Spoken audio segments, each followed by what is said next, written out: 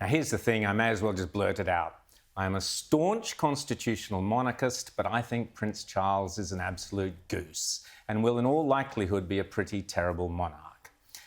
He is a signed-up member of the climate cult who trumpets his climate activism and alarmism over and above his constitutional responsibilities. That's a recipe for disaster.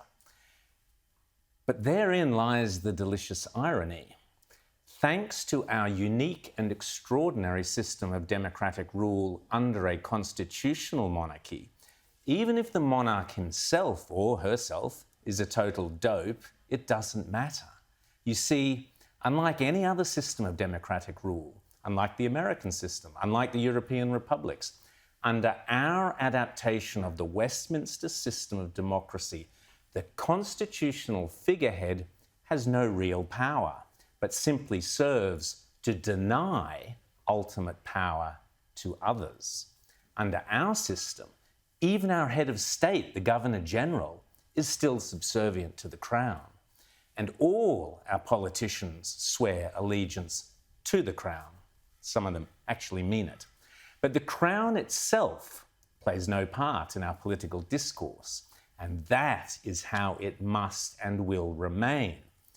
Despite the personal views of Prince Charles, or soon-to-be King Charles, on a range of topics from climate change to immigration, there is simply no way any power-hungry politician or individual can ever gain ultimate power in our system because the top spot is permanently taken.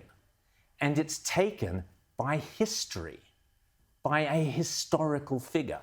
This is undeniably a good thing. And that history is critically important, by the way. It is under the power of the Crown that every Australian is equal, that slavery never existed on this country, on these lands. And we are all the beneficiaries of the most sophisticated and enduring set of democratic laws and principles of individual freedoms going back to the Magna Carta. That is what the Crown represents. Replace it with an individual, any individual, selected through political negotiation, populist vote, or anything else, and you introduce an entire new power structure that cannot ever be as benign as the one we have been blessed with. Take the Governor-General, our head of state, David Hurley. Here's a good example, as good as we'll get, of the sort of benign, woke, touchy-feely president we would ever end up with under a politician's republic, whereby the president is elected by the people, but only after a handful of candidates have been carefully selected by the political parties, and this being, as far as I can tell, the current model being proposed by the unctuous red bandana man. Hurley is a mild-mannered, unassuming, in fact, most people wouldn't even know his name, and outside of Canberra, they wouldn't recognise him if they were standing next to him at a sausage sizzle. But here he was last week, appearing in an ad for the mob who renovated his home. We've been working with Brenda now for about 18 months to finish our house. We're really delighted with the outcome and the end product, and the entire time we've had a very positive and constructive relationship with Brendan and his crew. Now, Hurley has since apologised for doing the ad, but it does highlight his pretty poor judgment. Poor judgment that was also on display recently when he bumbled around the Queen's Platinum Jubilee, basically telling the Poms that Australia will become a republic as soon as Her Majesty passes away. And then last year we had the idiocy of a privilege walk being foisted upon the Governor-General's staff, in which, at taxpayers' expense of course, these bureaucrats, instead of actually working, would spend a day frolicking around trying to identify how much racism or sexism or homophobia or whatever else had contributed to their own individual privileges, or lack thereof, or some such twaddle.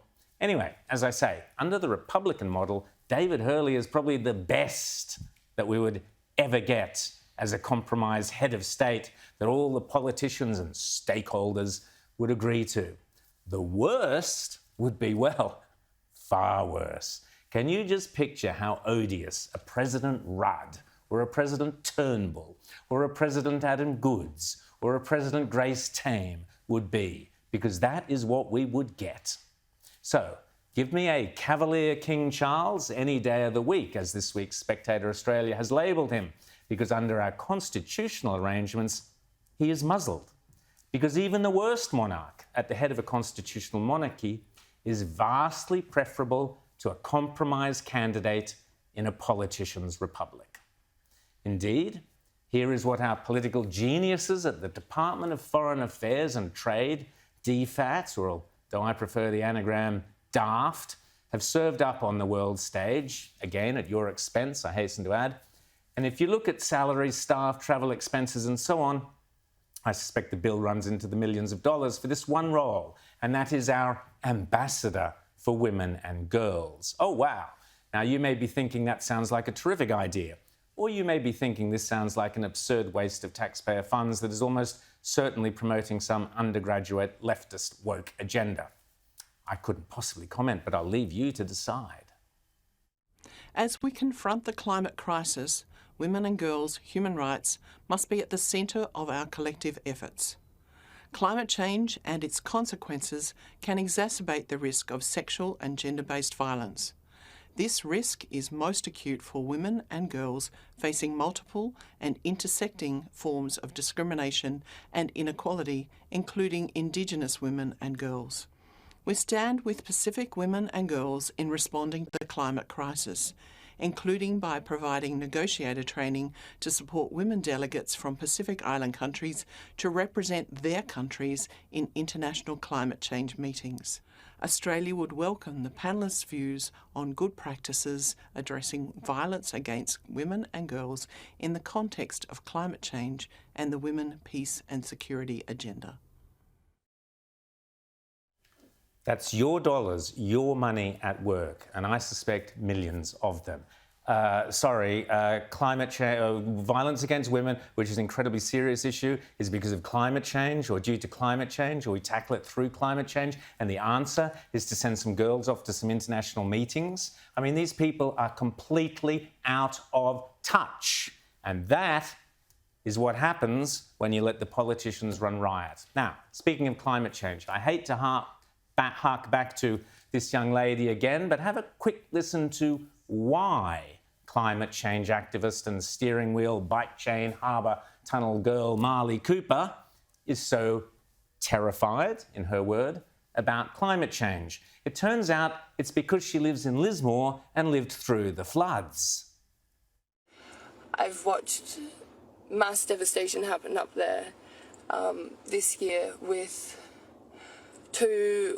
1 in 100 year, they say, floods that have happened. This is climate change. It is here. It is happening now. It is terrifying what is going on in the world. Terrifying. Again, there's that glaring lack of education. Lismore is built on a floodplain. Here's what the northern rivers looked like back in 1954, when the Northern Star reported on floods of over 12 metres.